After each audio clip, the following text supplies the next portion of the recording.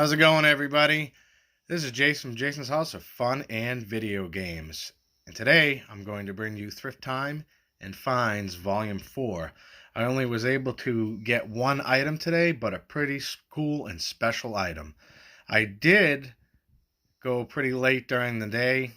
I don't typically do that. I like to go between the hours of 10 and 11. But, with the changes in my life, you have to adapt to change or you perish. So what I was also excited to see today is I actually saw a white Wii, with some controllers and some nunchucks as well for a pretty good price, but just doesn't really tickle my fancy. I also saw an Xbox for about 12 bucks. Looked like it was in pretty fair, good condition, an Xbox 360, and it was for about 13 bucks, but again, I passed. It wasn't really interesting me. I was pretty excited to see some video games as well. I saw a number of Wii titles, but again, I'm not really collecting for the Wii. It's just great to see that, and it's great to finally see some new stuff coming into the thrift. Maybe it's because I don't go every day now, but regardless, let's get to my find. Check this out. Not the shoes, not the table. I got this for 40 bucks. I don't know how to play the guitar, but I always wanted one, and I always wanted to learn how to play it, so I think that is something I'm going to get into. Pretty good condition for 40 bucks. No complaints. Works pretty good. Messed around with it a little bit. All the chords are in place, and I could tighten them up and everything, so that's the extent that I know.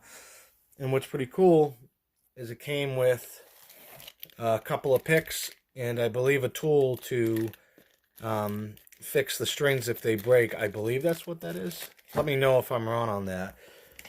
Interesting enough, in here, I believe this is from a record. I could be wrong, but this is music to Pink Floyd, not the musical score, but the actual vocal listings for a lot of the number of their songs.